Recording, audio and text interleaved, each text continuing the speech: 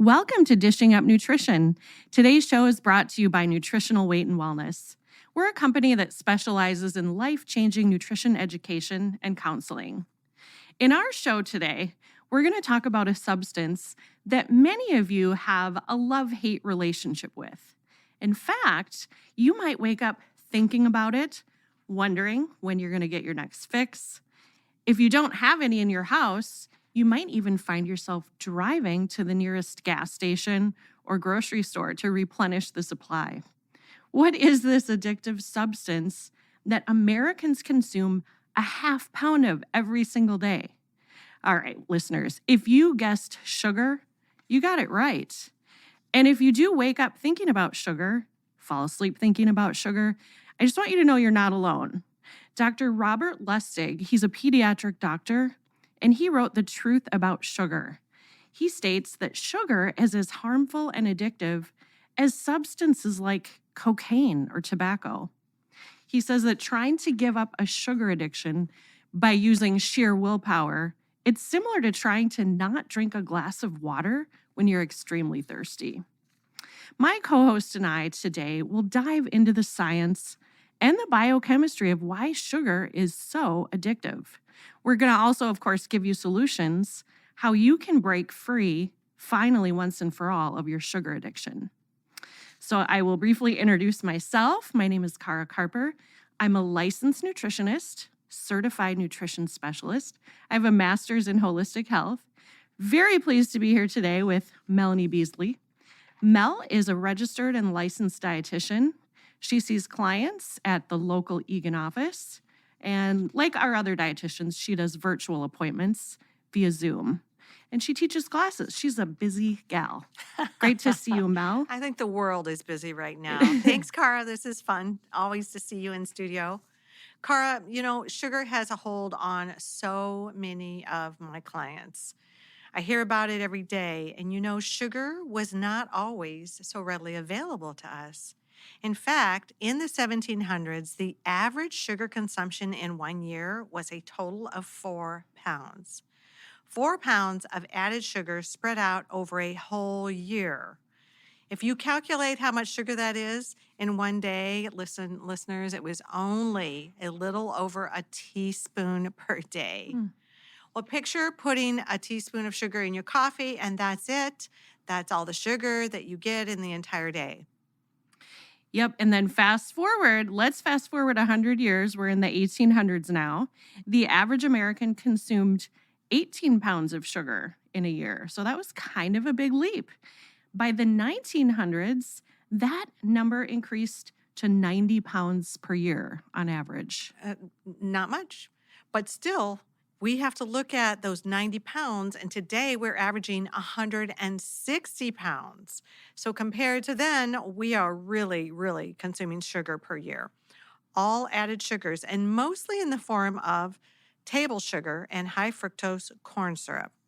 Of course, people are not spooning all that sugar into their coffee or their tea, but it's interesting that out of the 160 pounds in a year, about 30 pounds does come from the sugar bowl, the white table sugar. Yeah.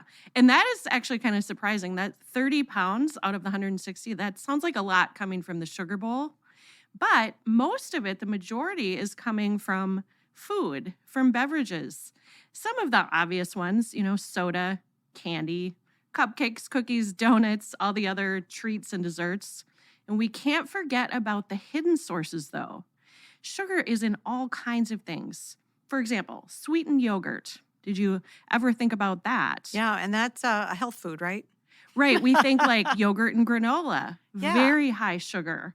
In fact, all cereal bars, they're laden with sugar. Muffins, even things like ketchup, potato chips. In fact, sugar is on the ingredient list of 75% of the foods found in grocery stores. And there are a lot of names for sugar. Dr. Robert Lustig wrote a guide called Sugar Has 56 Names, a shopper's guide. And I looked at that online. It's actually really interesting. There's things like evaporated cane juice, brown rice syrup, and many, many more. Yep. And just to circle back to the potato chips, I think that might be a sticking point for listeners that are not used to listening to Dishing Up Nutrition. Mm-hmm. Potato chips are actually high sugar because how they convert to sugar in the bloodstream. Exactly, because potatoes by nature are very starchy, high carbohydrate, convert into glucose quickly. Yep, like that, like bread. It's a So, great Cara, point. if someone is listening and knows that sugary foods and beverages have a hold on them, maybe they feel like they don't have control and are unable to stop. They've tried to give up sugar in the past by white-knuckling it for a while, only to find themselves back at the store buying the M&Ms, the candy bars, the soda. There's often a cycle with white-knuckling for a while and then binging. One little temptation gets them off track, and that's the tipping point. Is that resonating with anybody listening today? Maybe you're saying, that's me. Well, how effective do you think it would be if you stopped eating sugar and drinking soda because it's bad for your health? Well, I think probably a lot of people have tried that. And it Exactly. is really much more complicated than that. Yeah, Mel. And although we know that people have the best of intentions, of course they want to stop eating sugar. Nobody wants to be addicted to sugar. Or anything. Exactly. If it were that simple, no, nobody would be struggling. But you and I just simply over the airwaves telling them to stop, it's probably not the most effective solution. Because I think most people have probably tried. Of course they have. We understand that. Well, we want to spend the rest of today's show giving solutions on what's going to make that process easier to give up sugar. But I think it's important that we kind of do a deeper dive and look at the biochemistry of why it is so addictive in the first place. And the most important thing to know is if this does resonate with you, if you're hooked on sugar, you're not alone, it's not your fault, and it has nothing to do with willpower. Yep, it's not character, it's chemistry. And there is so much more to the sugar story. Researchers surveyed almost 10,000 people, and 82% reported that being addicted to or overeating sugar. So, listeners, if this is you, you are definitely not alone. I had a video appointment with a client last week. She was really struggling with all the Christmas cookies, the candy being brought into her office.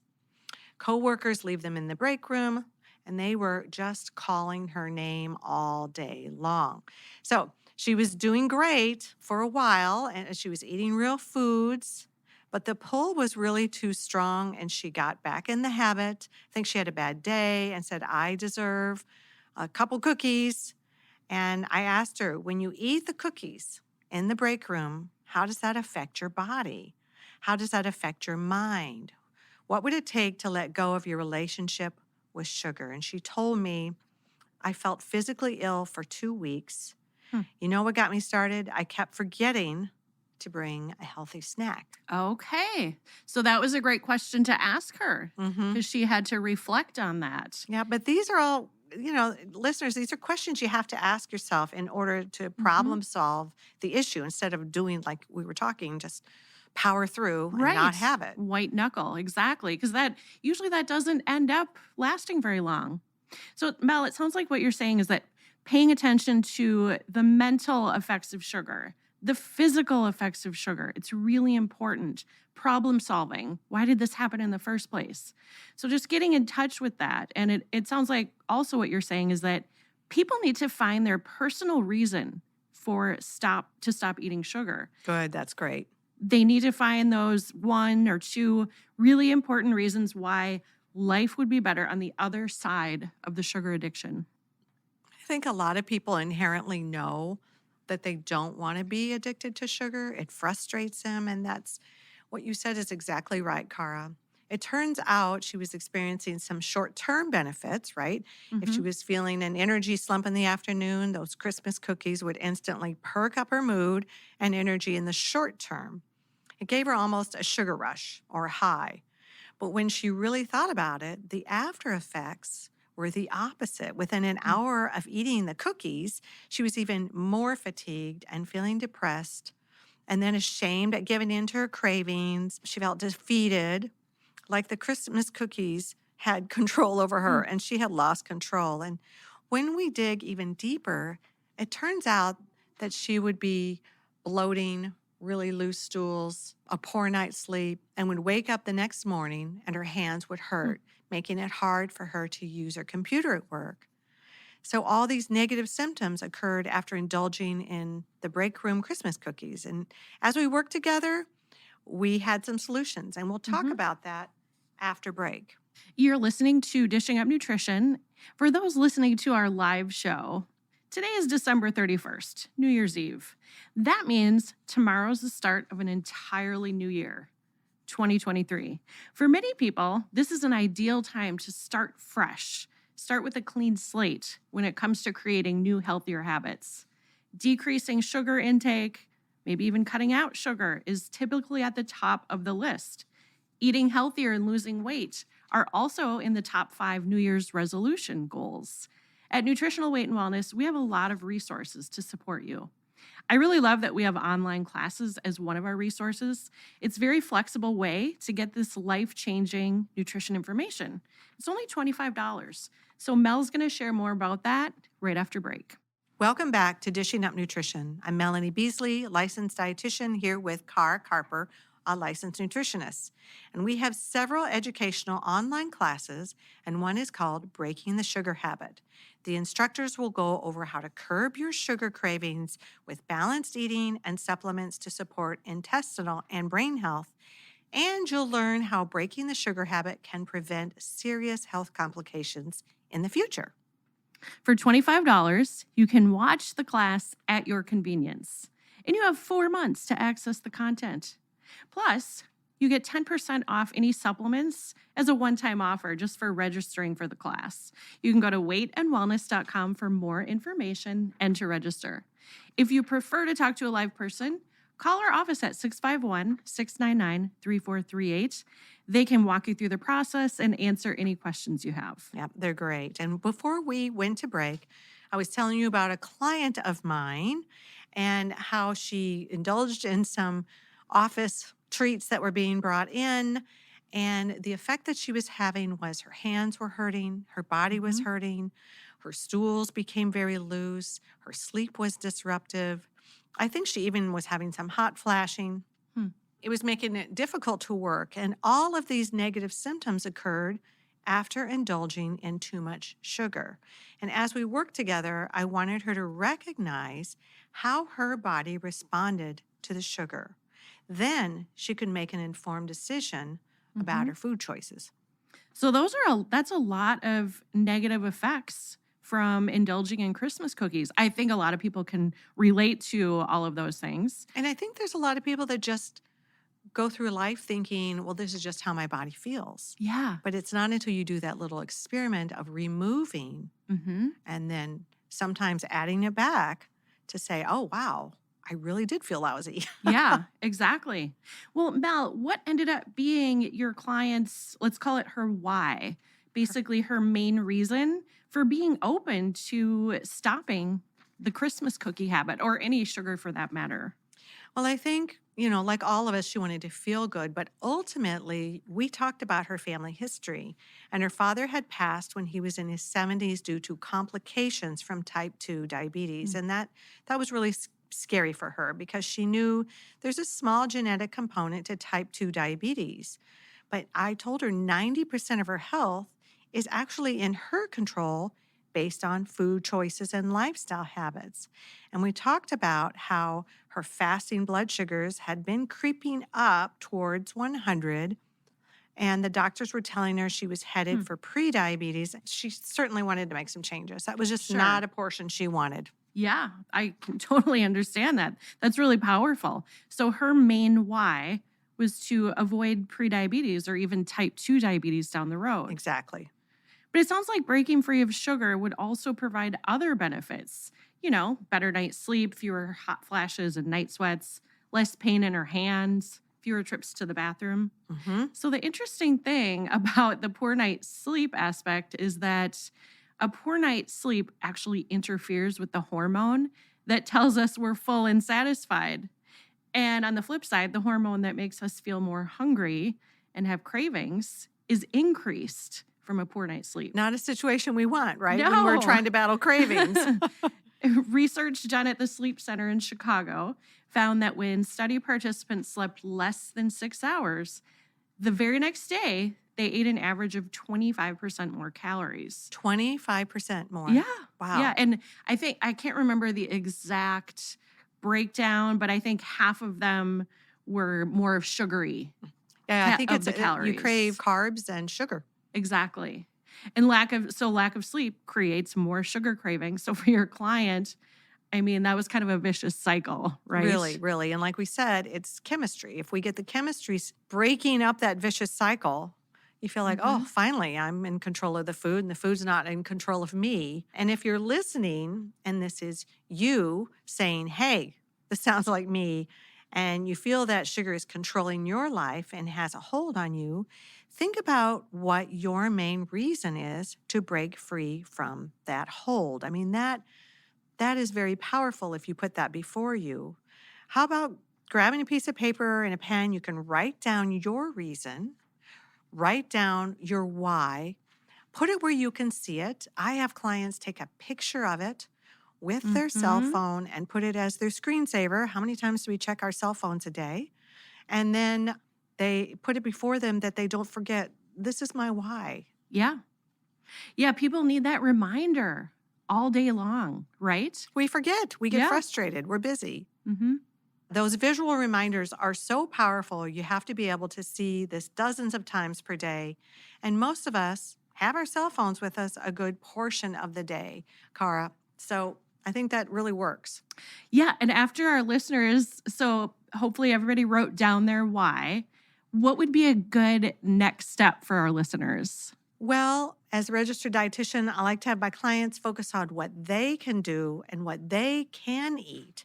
There's a lot of focus put on the big no of certain foods and beverages. I mean, we almost feel like they're naughty foods or bad foods that we shouldn't be eating. But I want people to have practical solutions on what they can eat. That helps to keep their blood sugar balanced or their glucose balanced throughout the day, because low blood sugar levels cause cravings for anything sweet. Our brain is fueled by glucose, so it starts getting low fuel messages. Certain signals are sent to raising that blood sugar as fast as possible. And it's really a survival mechanism. Things that raise your blood sugar levels fast are, again, those high sugar foods and drinks. Alcohol is another one. People say, I crave wine, and processed carbs that converts rapidly into sugar into the bloodstream. It's like you said, Cara, it's a vicious cycle. Yeah. And like a processed carb example, there's a lot of them, but like the potato chips we talked about, right? Or the bread. I love when clients say, I don't have a sweet tooth. I just want those chips or a crusty bread. And I'm like, it's a sweet tooth. It is in a sense, because it's also rapidly converting into glucose. Yeah. Just like eating a sugary treat. So low blood sugar can cause cravings, not just for the Christmas cookies, cupcakes, and candy, but muffins, chips, cereal, popcorn, bread. To keep blood sugar stable, most people are going to feel best when they eat 4 to 5 times per day. And the most important part of that is including a protein and a healthy fat at every meal and every snack. That is the absolute key to balancing blood sugar levels, which is going to reduce cravings. Yeah, that's exactly the chemistry we were talking about. That usually means you've got to be eating about every 3 hours. For some people, just to manage those intense cravings, I would suggest not going longer than 4 hours without eating a protein from an animal source and a healthy fat. I like those. They anchor that blood sugar. I like when you say that, the anchor. The anchor. It's such a great visual. Keep us from going astray, right? Those cravings start to creep back in if you wait too long. So maybe you start the day with a couple of eggs, a turkey sausage link, cook those eggs up in some butter, which is a good healthy fat, because our brain is fueled by glucose. It's important to have some real food carbohydrate like vegetables with meals and snacks. But really focusing on the protein and healthy fat is what will stabilize the blood sugar. And then the fiber from the vegetable provides fiber that adds to a sense of fullness and also is a blood sugar stabilizer. And I just want to pipe in and say, even though the brain is fueled by glucose And most people do feel better if they have some moderate carbohydrate, preferably like a vegetable. Mm-hmm. It is really easy to overdo that carbohydrate piece. Get started on potatoes. Yeah, Right? right. A half a cup is really difficult. It's a half a cup of anything starchy. Of course, the non-starchy would be unlimited. You can have the biggest salad that you want. Yes. But you could pair it, here's an example. Pairing eggs cooked in butter, so that's our protein in a healthy fat, and maybe a little turkey sausage. So the carbohydrate, a proper amount for stabilizing blood sugar would be maybe half a cup of fruit. Somewhere along the lines of 25 grams of carbohydrates with the meal is what we typically recommend. Sometimes I will have clients just even count the carbohydrates they're eating at a meal as an eye opener. And they Yeah. have that cup of potatoes or the cup and a half of oatmeal, and they're like, oh my goodness, I had no idea. Right, because That- that's more along the lines of a 50, 60, 70, Yeah, a cup and a half. absolutely. Well, we're getting ready for our second break. You're listening to Dishing Up Nutrition.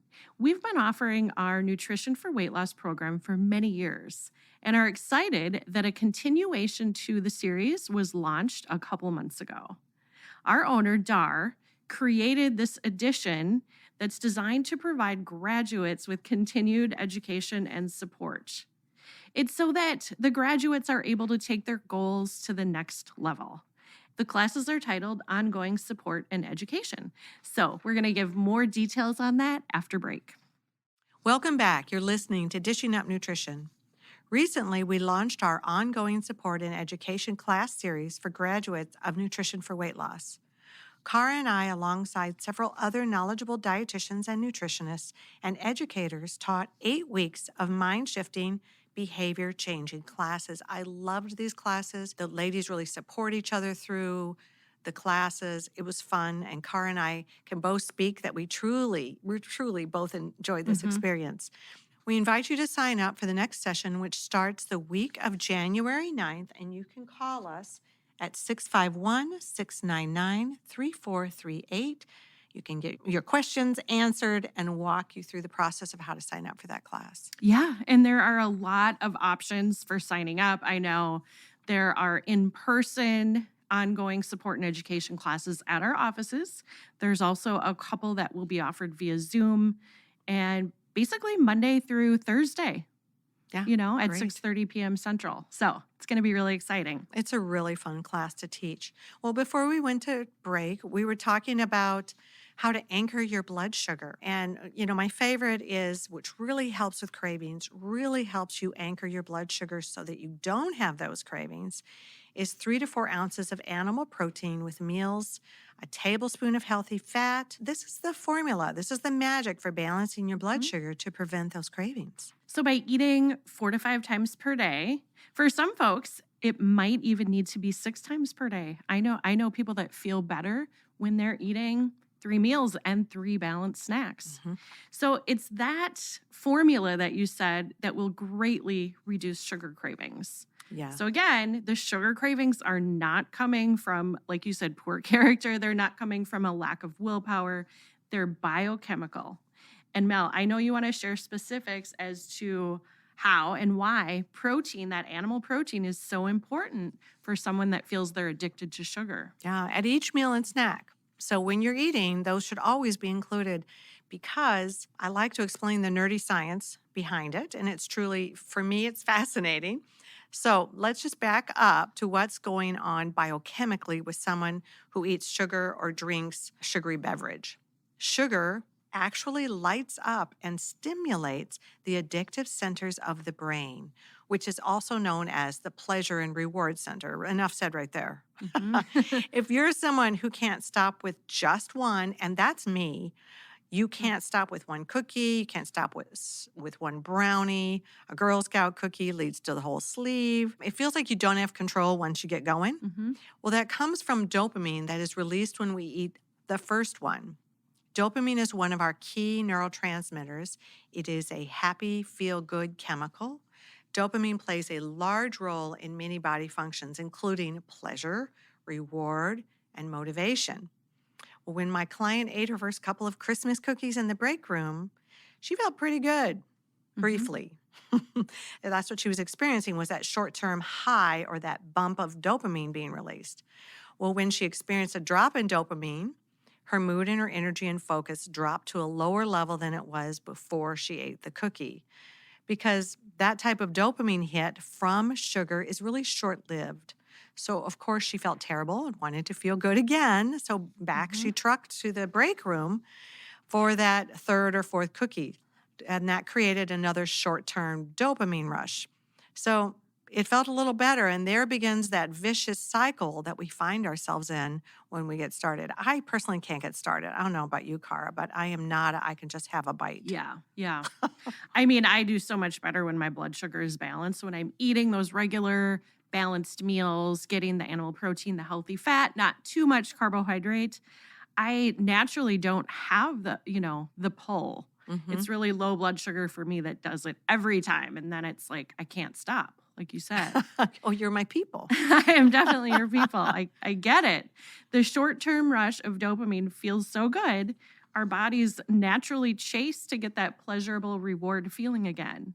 It's the same pleasurable reward pathway that happens when someone has an addiction to drugs, alcohol, gambling, even something like screen time or social media.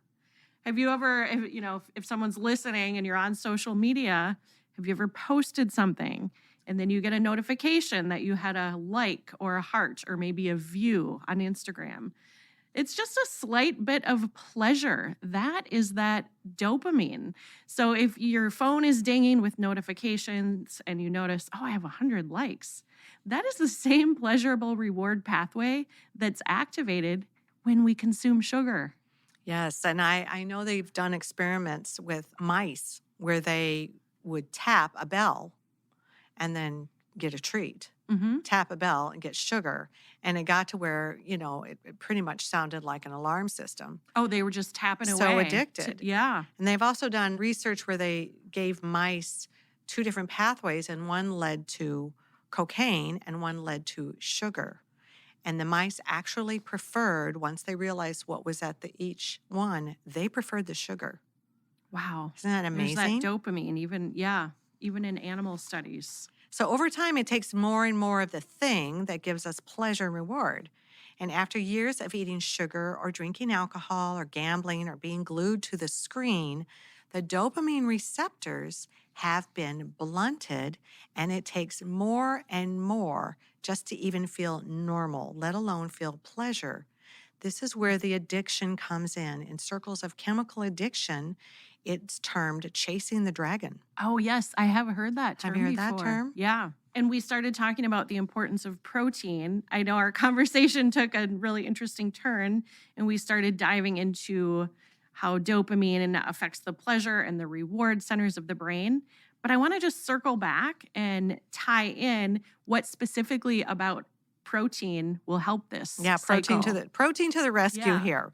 So, Cara, the good news about this dopamine cycle triggered from sugar is that there are a lot of healthy things that trigger a release of dopamine as well. All is not lost. We talked about some of the unhealthy ways to stimulate a dopamine release, like sugar, alcohol, drugs, gambling, social media. But protein also creates a release of Mhm. dopamine. Protein, specifically animal protein, breaks down into amino acids. Amino acids are the building blocks for our happy, feel good neurotransmitters like dopamine. When we eat animal protein, it's broken down into amino acids, and the specific amino acid that's a precursor to dopamine, you may have heard of it. It's called L-tyrosine. And protein also breaks down into something called L-tryptophan, which converts into serotonin. That's another really important neurotransmitter. So while dopamine tends to be more stimulating, you had talked about how it gives energy, focus, concentration, and positive moods. Serotonin is more of a calming, happy, feel good neurotransmitter. Not a bad thing to have adequate levels of both of those. No, those are my favorites.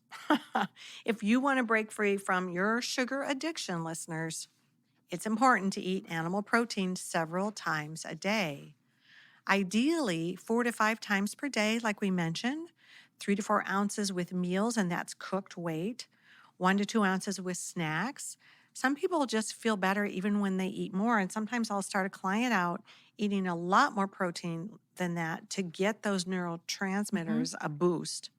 I agree. In fact, I remember a colleague, she was a dietitian at Nutritional Weight and Wellness a while back, and she used to talk about if she was feeling depressed or anxious or having strong cravings, that she would actually increase the quantity of animal protein she consumed. So maybe instead of eating that 4 ounces of cooked protein with meals, she bumped that up, like you said, to 5 or 6 ounces with meals of the cooked. And I'm the same way. I tend to kind of call it run low in neurotransmitters. I think they're just depleted easily. So I have a tendency to be either depressed or anxious. So getting in enough protein for me is key. That's actually my personal why for avoiding sugar. It helps me to avoid those low moods. So that's my motivation to get in the protein, eat balanced meals and snacks, and keep my glucose, my blood sugar level stable throughout the day. That is great. And, of course, as dietitians and nutritionists, our focus tends to be on how to stimulate neurotransmitter production from food. I mean, that's what we do. And we want to talk about that when we come back from break. You're listening to Dishing Up Nutrition. Sugar cravings can have many layers, and often there are certain vitamin or mineral deficiencies that also play a role. Every little tool that we can add into our toolbox is going to be helpful. And it's estimated, here's just an example, that 3 out of 4 people do not get enough of a mineral called zinc from their food sources. So here's some signs of being low or deficient in zinc. Sugar or sweet cravings, especially after a meal. You know, you have a nice balanced meal and you say, I just want a little something sweet. Low immune function is another one. Are you somebody who tends to catch anything that's going around? Loss of smell or loss of taste. And of course, that goes along with poor appetite, which is another sign. Depression, diarrhea, hair loss, slow to heal wounds or cuts, poor nail growth or hair growth, and even intestinal or gut issues. Zinc deficiency is very common in the elderly, and that actually can be a result of that poor taste and smell and poor appetite. So if you have an older relative or a loved one, they're not eating very much, probably not eating enough protein, or maybe they talk about, I just don't even feel like eating. Food doesn't taste good. That is a telltale sign that they are low in zinc. Zinc is important for so many things. So we'll talk more about that right after our break. Welcome back. This is Dishing Up Nutrition. I'm Melanie Beasley here with Cara Carper. We're talking about sugar addiction and tips to break free from this harmful habit. 3 out of 4 Americans are low in a mineral called zinc. And one sign of being deficient in zinc is having sugar cravings, especially after a meal. Food sources of zinc are meat and poultry and seafood, and like many minerals, it is not always easy to obtain optimal levels from food sources, especially when the American diet consists of mostly processed foods that don't contain vitamins and minerals. If you tend to crave something sweet after a meal, or in general have sugar cravings, adding in a zinc supplement could help you. Nutritional Weight and Wellness has reacted zinc, which is about 50 milligrams per capsule. Taking 1 capsule per day for several months could replenish your zinc level, and it's very safe. If you're interested in long-term daily use of zinc year-round, like me, for immune system and gut health, you can switch to a lower dose of zinc, but to correct zinc levels, you really need to start with higher doses of 50 milligrams for the first few months. And sometimes when my clients are sick, I might even have them do 2 with, spread out throughout the day, and then go back to their 50 milligrams. Yeah, that's great. It's so important for immune system. I know some people will bump it up just in those winter months when there tends to be more stuff, more bugs going around. And personally, I always have to take it with food. I do as well. Yeah. Yeah. I mean, I think that's kind of a good rule of thumb just to prevent. It is possible to feel a little bit nauseous taking it on an empty stomach. Yeah. So. Yeah, for sure.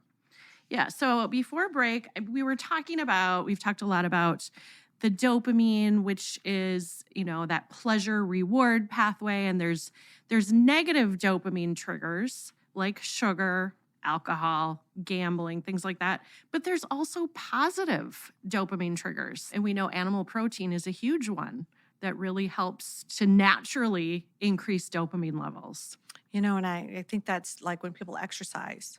Yeah, that's They another get that, one. the quote unquote high, or they feel really good, and that's your dopamine. Mm-hmm. Well, of course, dietitians and nutritionists, we really focus on what tends to be how to stimulate neurotransmitters with the food. But other healthy activities, like we were discussing, good ideas anyway to move your body with exercise, but also getting some sunlight, being outside in the fresh air with nature, a good night's sleep, stress reducing activities. For some people, this might be meditation or prayer or yoga, being with friends and loved ones, maybe a massage. One of the things I have my clients do during a stressful time in their life is put their hand on their belly several times a day, close their eyes, and take a deep breath in and a deep breath out. 3 times has been shown in research Mm-hmm. to raise your dopamine level. Interesting. I So love it. Just simple. You You can do You it could do that anywhere. You could be in anywhere. your car, in your Yeah. office. And what I have them do, listeners, is every time they use the bathroom, Mhm. before they get up, I tell them to do that because it becomes part of the rhythm in their day. Otherwise, their day's busy and they forget. Yeah. But that has been shown in research to raise your dopamine and lower your cortisol, your stress hormone. I love it. I love it. So that's a lot of positive dopamine producing triggers. Yes. Yeah. Or practices, I should say. And our body really thrives on the feel good neurotransmitters. We're going to achieve that state no matter what. So I want you to think for a moment. Where are you getting your dopamine from? Where are you choosing to get your dopamine? Is it from sugar? Or maybe it's from eggs, chicken, beef, or fish. And remember that sugar rush for dopamine is short. It's a very short term. And the meat is long term. You're going to get a long term sustained feeling of that dopamine hit. So let's sum this up, Cara. If you want to break free from the sugar addiction, the first step is to know, how is it negatively affecting you? You want to listen to your body, write it down. How are you feeling? And find your why. Your motivation in that why is going to help you.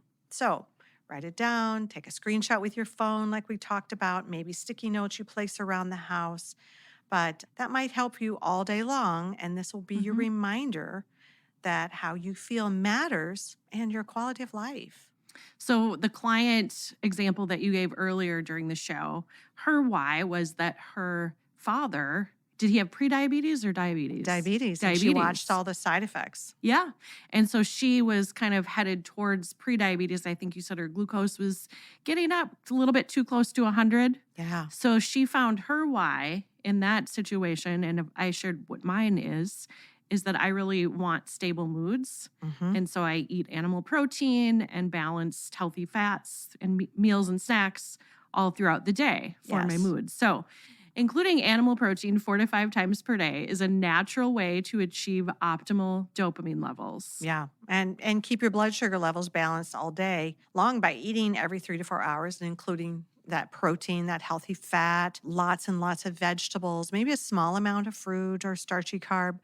But, my why has always been keeping my blood sugars for longevity health, but also I don't like to be hungry. And if I don't get enough protein, I am hungry. I am not happy. Hangry? 2 hours later. Yeah, I just do a lot better with that animal protein, 4 to 5 ounces for me. Yes, exactly. And we do suggest 4 ounces of cooked with meals, but you may feel better like Mel and I do with that 5 or 6 ounces. And if you've been in a pattern of eating sugary foods, maybe drinking sugary beverages for a while, and you follow the 3 steps that we just discussed, we encourage you to remember to be patient, be gentle with yourself. And you might actually feel kind of yucky for a few days. That's totally normal. Don't be scared. It gets better. It does, yeah. But if you wake up and you're kind of groggy or, We call it almost like a detox from sugar.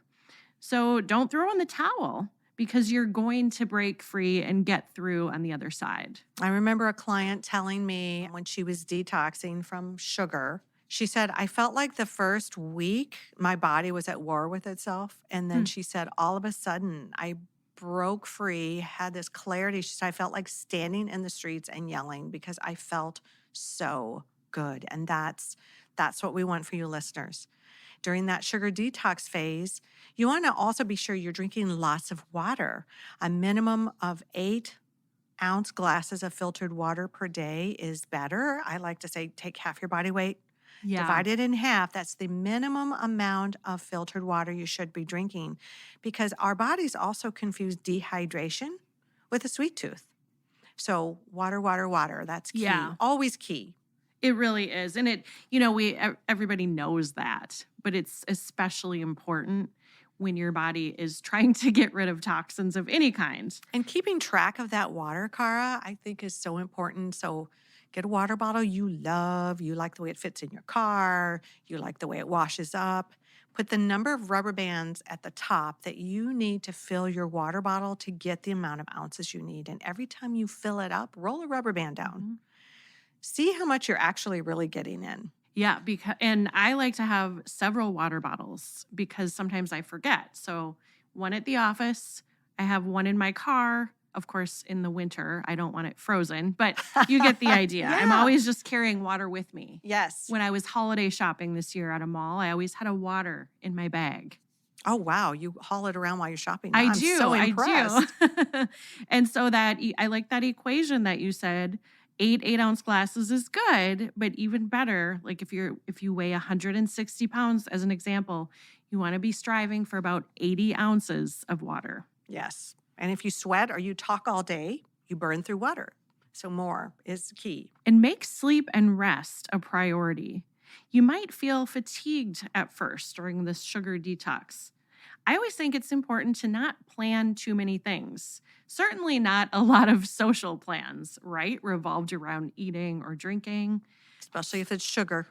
Yep. Just really give yourself that time, give yourself that week or so. Focus on getting in your balanced meals and snacks, focus on drinking water, getting a good night's sleep, and just resting. Maybe a moderate paced walk, either indoors or outdoors, would be great. But this is not the ideal time to be hardcore exercising. If you do like to exercise, if that's part of your routine, that'll come later. So for now, just focus on one thing at a time, eat real food, and that's probably going to consume most of your energy for a few days.